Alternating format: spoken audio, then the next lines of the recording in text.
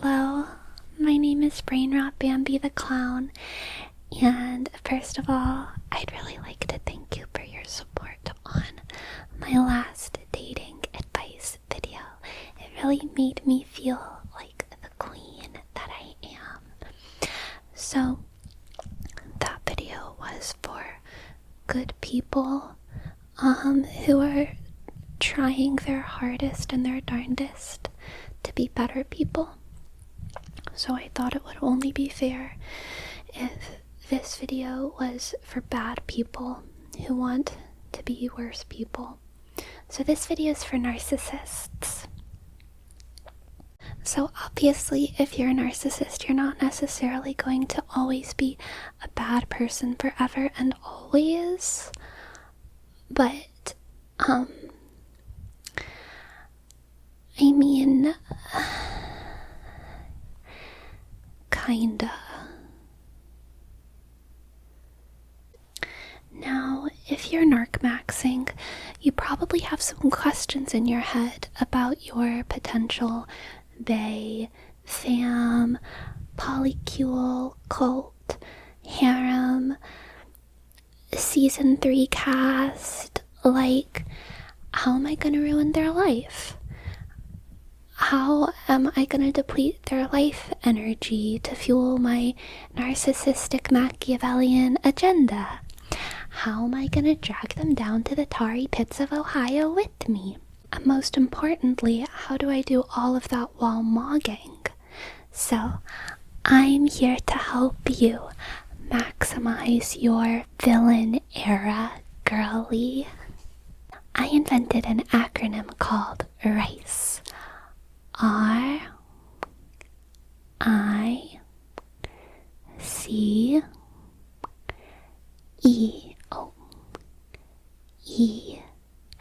And it's pronounced like rice, like wheat, the grain, except rice. And the R stands for record.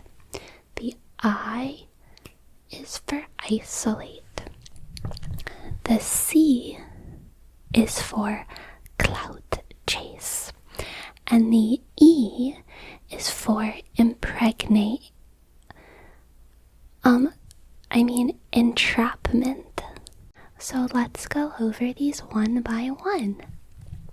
So first is record. As a narcissist, you have to record everything.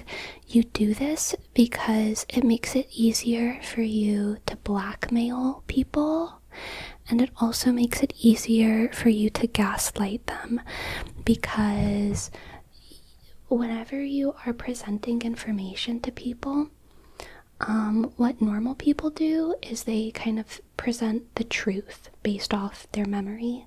But what the narcissist does is they kind of cherry pick accurate things, and they curate, you can very carefully curate a sort of pseudo-truth. And it's confusing because like everything is like actually technically true, but you're making a lie out of it. Kind of like whenever someone like clips together a bunch of funny things and pretends like it's what someone actually said, like when like Joe Rogan's having a conversation with himself, or like those kinds of things. You can kind of do like that, but in order to do that, you have to record everything. And also, again, that makes it much, much easier to gaslight people. And if you don't know what gaslighting is, then like, oh my god, this is gonna be a lot for you. You must be really new at narcissism. Gaslighting is really fun. You're gonna love it. It's kind of like when you make someone feel delulu for totally normal NPC behavior.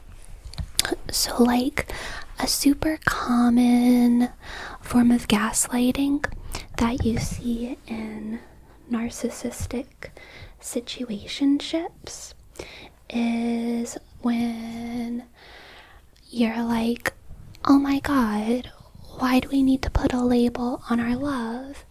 I want to wake up every day and choose you every day because I love to choose you every day. Why would you want to trap me into being with you by being Facebook official? And then you say, no, like, I just want to be able to, like, tell my best friend if we're dating or not. And then you say your best friend is trying to control your life, if that's what they're saying, because they don't understand our love. Your best friend is absolutely the problem, and they're going to ruin our relationship. Which brings me to the second rice letter, isolate. In order to isolate someone, the best way to do it is to tell them that everyone else is the narcissist. It's the biggest secret, okay? Like, it's a really big brain strat because people really, like, respect the narcissism word, so you have to use it first. Before anyone calls you a narcissist, you have to call everyone else in that person's life a narcissist, okay? You have to be like, they're trying to control you, they're trying to control you, when really those other people just, like, care about them or whatever. You have to be like, they're trying to control you, they're trying to control you, they're a narcissist, they're a narcissist, oh my god, you're surrounded by narcissists. And then you can even, like, make it even worse by being like, why do you have all these narcissists in your life? You must be, like, all messed up because you keep surrounding yourself with narcissists. I am gonna heal you from your narcissistic wound because I'm not a narcissist like all those other people. Shh. You have to be like, I'm not a narcissist. Shh. Like all those other people. I'm gonna heal you from your addiction to narcissists, so stay with me. That's really effective. And if you can't call everyone else a narcissist because they're just, like, too much of a little gentle baby Pisces or whatever, then you can call them an NPC instead. And you can try to convince your person that everyone else in their entire life is so boring and such a drain on their energy and just so boring. And you, the narcissist, you're magic and you're special and you have this big bright future ahead of you. And you have to convince your Pookie that their life is literally only important because you're in it. That you grant them, like, cosmic riz in the tale of humanity.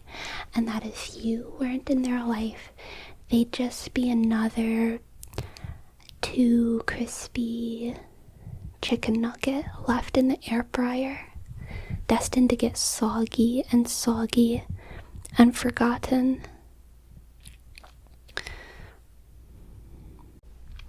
The whole isolation thing kind of has like a dialectic relationship with clout chasing. That's the C in rice, the number 3 letter. Clout chasing. Because you do want to isolate your person, but you also want to use them as a tool for clout chasing, because everyone is, like, useful, but only if you only surround yourself with useful people. So that's why I say it's like a dialectic. You have to be careful with it. You don't want to cut people out if they have a lot of wealth or power or beauty or popularity. Because then you can use them. And that brings us to our last rice letter, which is entrapment. Entrapment is when you make someone feel like they can't escape, not out of, like, really fear or intimidation or manipulation or any of, like, the really scary tactics, but more just because it's, like, so much work. It has to be so much work to get away from you.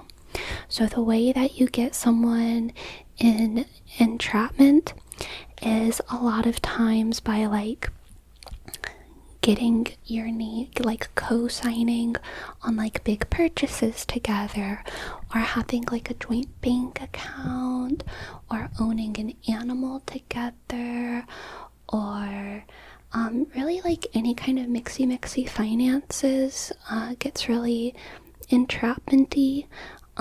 You can also do it by getting really close with their parents. If you don't, the people who you don't isolate them from, you need to like get in with. You know what I mean? You really need to like get in with them, because then it makes it really hard for that person to separate from you, even if they wanted to. So now that we finished rice, I'm just going to continue with some general advice about how to be a really bad narcissist. Or I guess a good narcissist, depending on your perspective on the whole thing. So, whenever I was making rice, I kind of considered to do, instead of clout chase, confuse, but I wanted to use clout chase because I think it's a cool word, and I thought that maybe more people would like the video if I tried to use more of the like cool words, and confuse isn't a really cool word, so I didn't put it in the rice acronym. But confusion's really important, and one way to confuse the person that you're with, if you're trying to if you're trying to do narcissism to them, is to really, really like them and then really, really not like them. So for every, you have to tell them every time. You can't just feel it in your head. They can't just walk in and you be like grossed out and you not say anything. If your person ever walks in and like they have a stain on their shirt, or their socks don't match, or they look a little tired, you have to say it. And then also if they walk in and they look really nice, then you have to say it. And also sometimes you have to make it up. If it's not for real, you always have to compliment them, and then insult them, and then compliment them, and then insult them, and make them feel like they're really, really cool and really, really beautiful and special to you, and then make them feel like trash. For every ick, there's an edge, is the way I like to think of it. Every time they ick you out, there's gotta be another time. You know. Now this next tactic is really fun. You want to distract them with as many beige flags as you can so that they don't see your red flags. So you gotta be kind of silly and quirky and interesting. And as long as you're silly and quirky and interesting enough and like kind of cute, then they're not gonna like notice as much when you're like kind of bad. So as an example, you know, like one of my beige flags is that I eat all of my meals out of the same blue polka dot bowl that I've had since I was 19, and that hides my red flag that all of my meals are the same meal.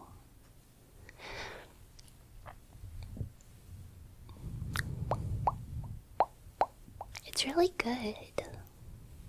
So again, you kind of gotta project that you're the center of the universe, and that whoever you're with is absolutely #blessed to be in your orbit. But at the same time, you gotta have like a sob story.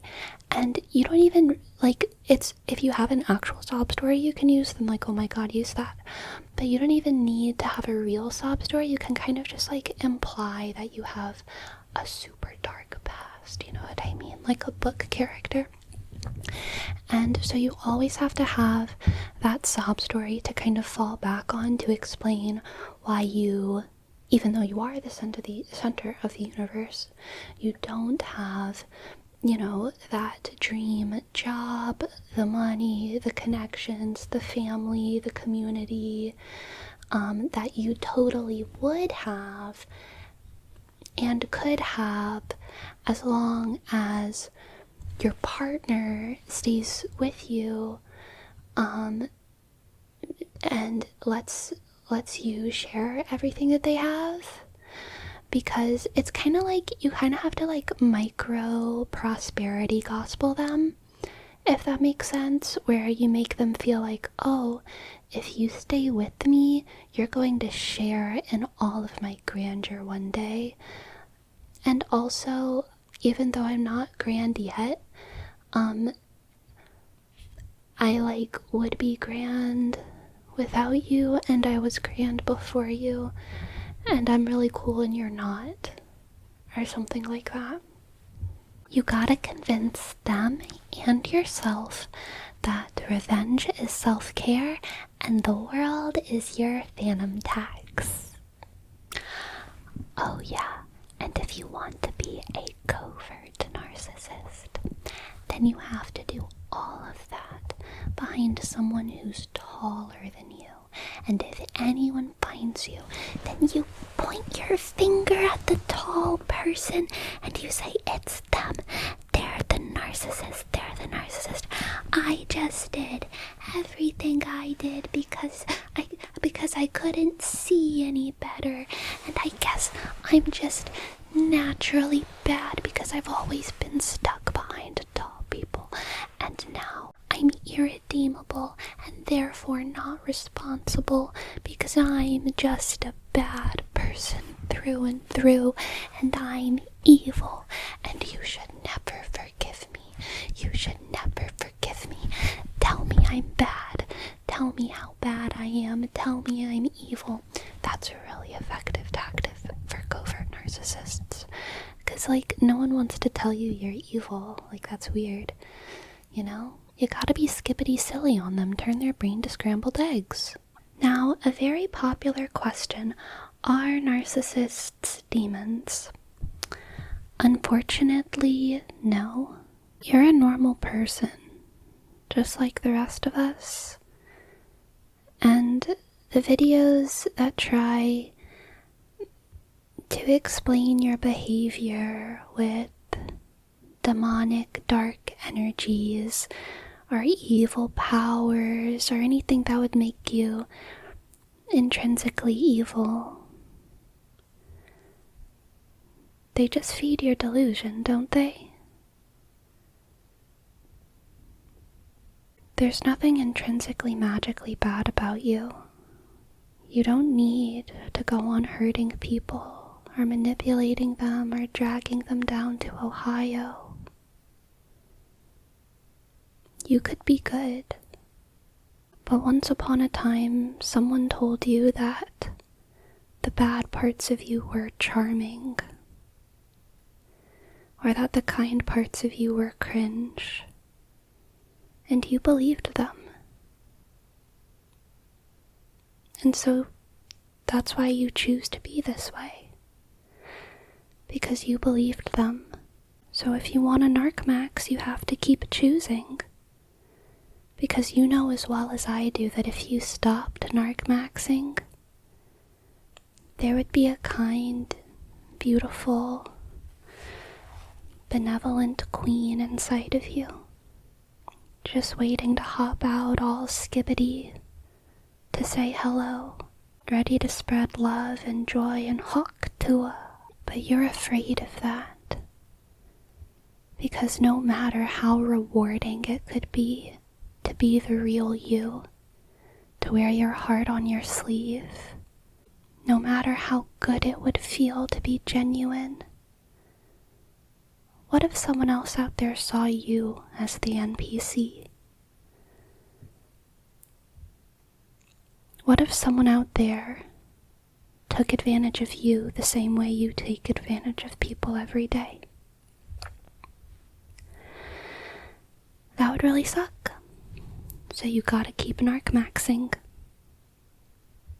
Anyway, I really hope this video helped you serve the villain. And if you have any suggestions for my next advice video or self-help, then you can leave it in the comments below.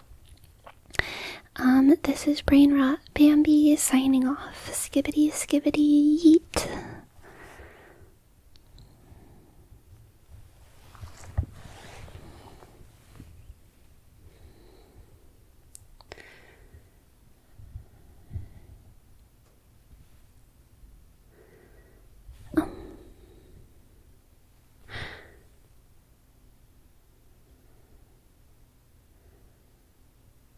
Oh no.